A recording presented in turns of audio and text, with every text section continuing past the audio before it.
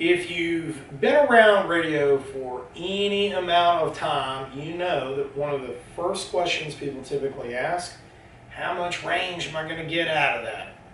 All right, let's talk about it.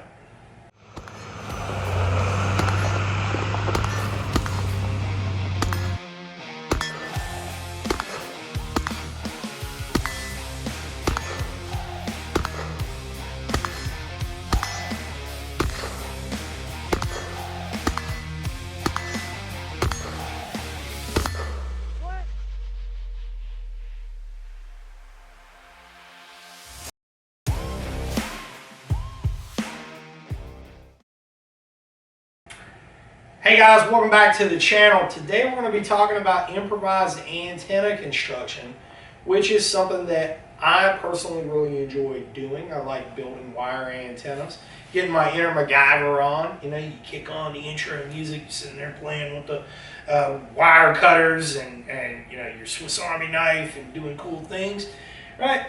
But the essence of all that is that I'm building something out of nothing, okay? A lot of people, when they come to the RTO course, if they have also read the Guerrilla's Guide to the Baofeng Radio, have read through the antenna chapter on there, where we cover all of this, and I particularly think that improvised wire antennas is one of the more empowering skills that you can have in communications. So let's talk about it. All right. So first things first, understand that when we say range, all right, the question that most people have, range. Well, what they're talking about is physical distance. Right? How far can my radio actually transmit? What is my coverage area? And that depends on a lot of factors, some of which are inside of our control, some of which are outside of our control. Environmental conditions are outside of our control. Right? The terrain that we're operating in is mostly outside of our control. But we do need to understand that. That entails selecting the correct band for whatever it is that you're doing and knowing how to maximize your capability. But the part that is in our control is antenna construction, antenna selection, and being able to build the right tool for the right job. And yes, I did say build. Most of the time when you think about antennas, you just think about this thing right here, right? The thing that's sticking out of your handheld, or maybe that magnetic thing that you're putting on your car or your truck, or maybe you're bolting it onto the hood, you know, one of the channel mounts, whatever it is. Understand that that is one type of antenna, and that is only half of the antenna.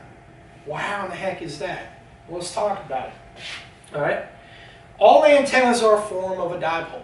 All right, what does that mean? It means that I've got this thing sticking out right here, right? This is exactly half of my antenna. The other half of my antenna, well, we'll pull it off of that one. We'll pull it off of this one.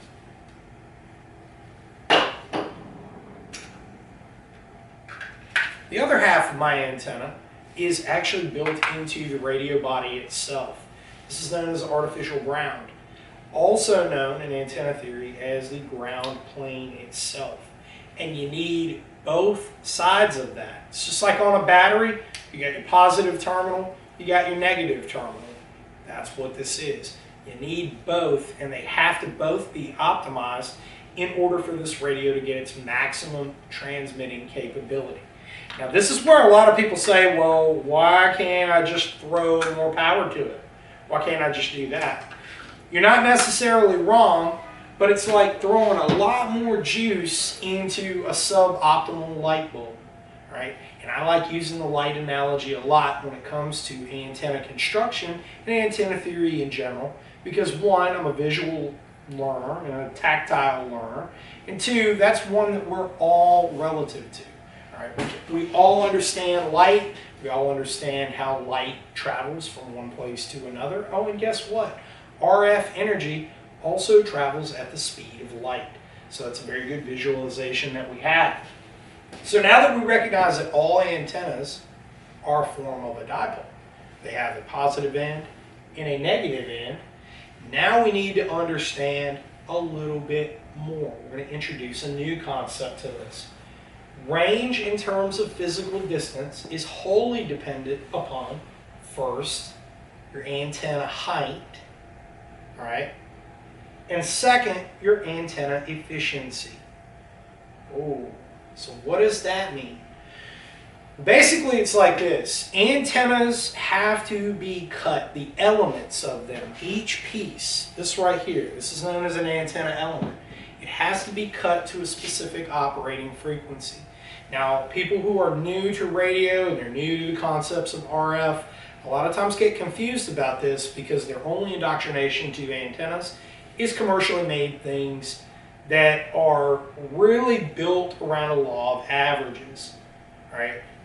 These types of antennas that are commercially built are designed to work just well enough to get a median amount of range out of a radio, but they don't work that great, as anybody who's used handhelds for any amount of time is going to be able to tell you. There's another way to go about this. Now understand, we're going to be introducing a little bit of math here. Just stick with me and don't break down. Pick up a copy of the Guerrillas Guide to the Baofeng Radio. The antenna chapter breaks all this down very, very simply. Okay, understand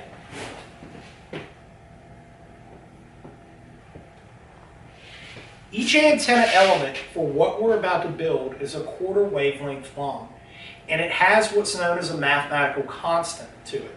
Right?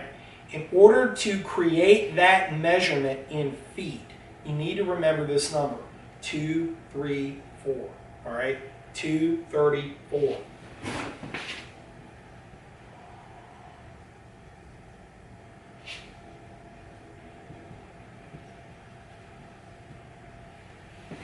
.234 divided by the frequency is going to give me my length in physical distance. All right. So let's say, dovetailing on the last video we made, talking about license-free stuff, I'm operating in MERS, right? Let's say MERS 1, which is 151.82. We're going to do the math on it real quick.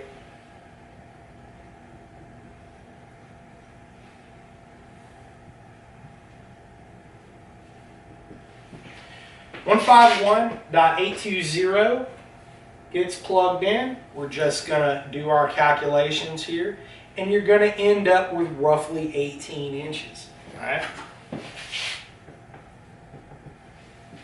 Oh, and by the way, if you're mathematically challenged like I am, here's some of the cheat codes.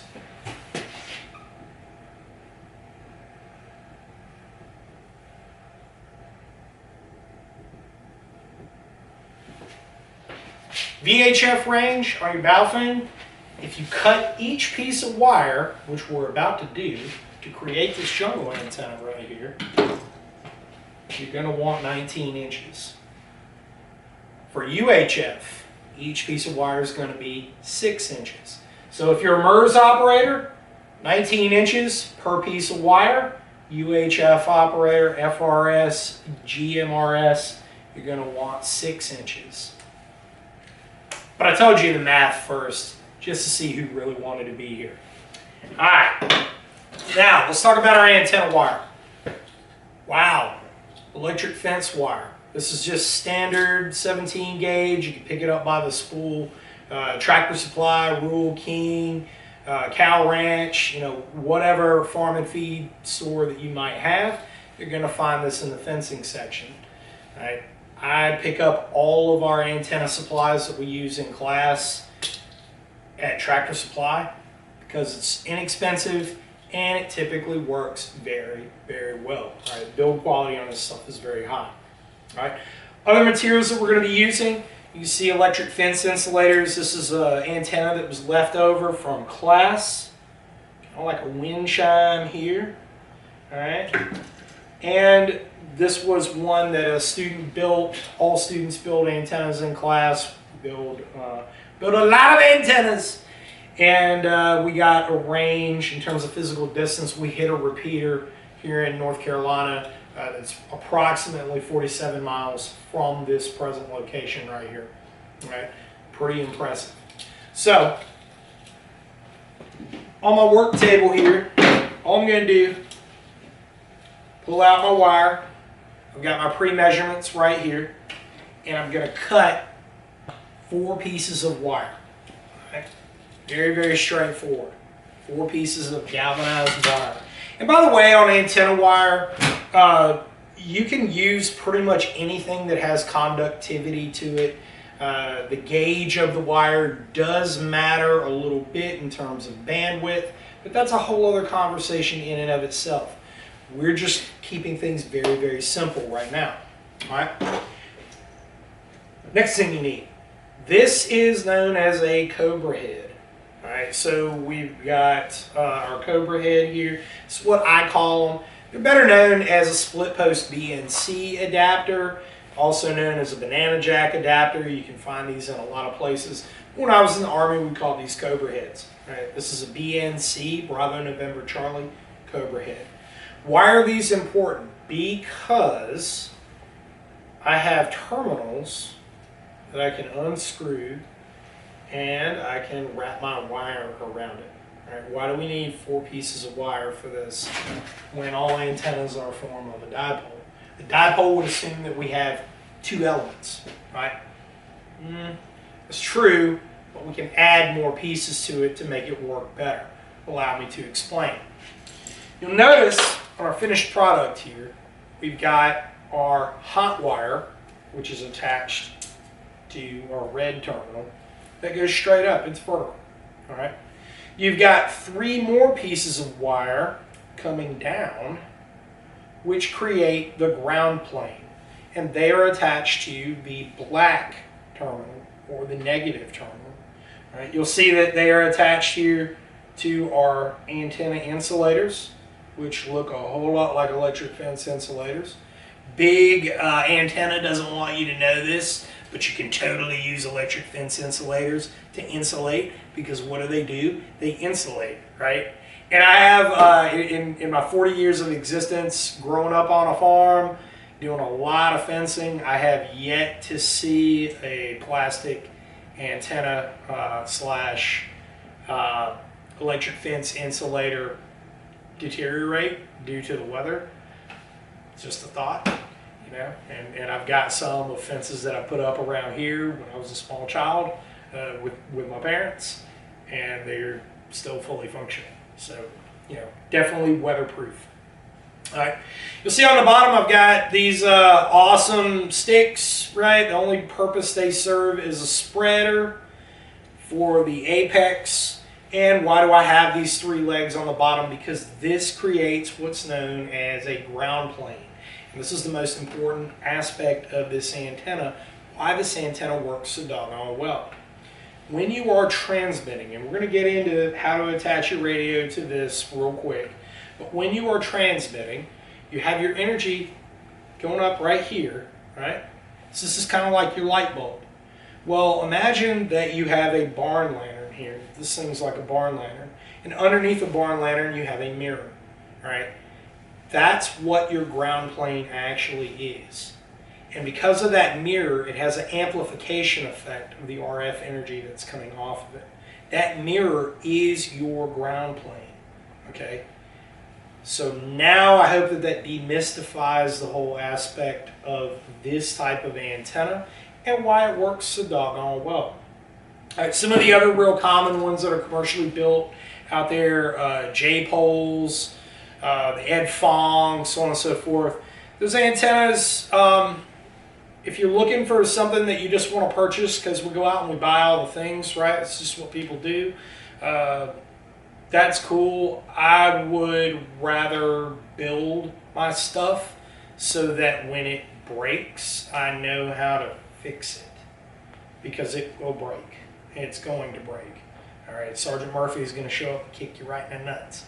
This is something to think about. All right, let's talk about how to actually attach this antenna here to your radio. How in the heck do you do that if you're coming from this? All right, first things first, I like using BNC adapters on all my serious equipment, stuff that I'm actually going to use in the field, which this radio right here, the Baofeng AR-152, a veteran of many, many classes. As you can see, I've got a little war art on it, and it's been used in the rain, snow, ice, hot, humid, 100 degrees, sitting on a dashboard of my truck. Works just fine. Okay. Why do I favor this design over some of the more newer, slicker, cool guy looking radios out there? One, because it is a very simple dot matrix screen. I can see it under nods where I can't with colorized screens, LED light up stuff. Noise and light discipline is certainly part of that, and the fact that this is just dead nuts simple. All right, very, very simple radio to operate, very simple radio. I know how in the dark, when I'm caffeine deprived, calorie deprived, cold, tired, wet, hot, all the things, I can actually troubleshoot this radio on the fly and make sure that it's working to do what I need for it to do. Whether that's sending data via a burst or voice communications, whatever it is, right? All right, that being said, went deep into that. BNC adapter on the top, all right? Baofeng radios, I Loctite that one? Yeah, I Loctited that one. Put a couple little drops of blue Loctite on it, lock that thing into place. A little dab will do you, and it gets stuck, and now you have a semi-permanent installation on there. All right. Why do I use these adapters? Because they're easy on, easy off in the field when I'm connecting coax. Right. Plug and play. All right. Very, very simple concept. Adapters are generally disposable items. You're going to break them. It's sacrificial. And the SMA connector down inside of my radio, which has very, very small, very fine threads. If I'm wearing gloves in the field or, again, suboptimal conditions, I could strip those threads out when I'm trying to attach coax cable or a different type of antenna to my radio.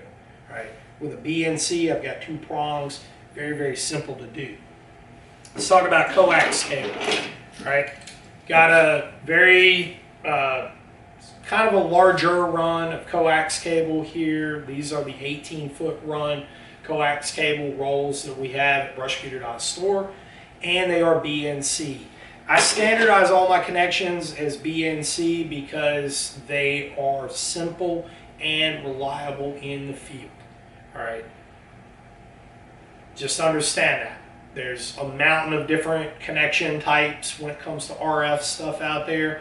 They all have a purpose, but when you're talking about improvised communications in the field, the king of reliability is BNC. All right, that is your watchword, Bravo November Charlie. All right, connecting to your antenna. Very simple. Plug and play. Grab your other end. Plug and play. Bam! Get this thing strung up in a tree, 18 feet. Now we have resolved the antenna height issue. All right? We resolved the antenna efficiency issue when we built an antenna that was purpose-built and cut specifically for our operating frequency. All right? Guys, I hope this video demystified things a little bit, cleared some of the stuff up, attaching antenna wires and creating maximum capability is nowhere near as hard as you think that it is. All right, it's kind of jumping into the deep end of the pool with antennas, but trust me, it's not magical voodoo or anything like that. It's just basic science. And if you get out and you follow the instructions that are contained in the Guerrilla's Guide to Baofeng Radio, probably going to be very happy with the results. Thanks, God bless, and I'll talk to you again very soon. Remember to hit that like and subscribe button. This is NC Scout, out.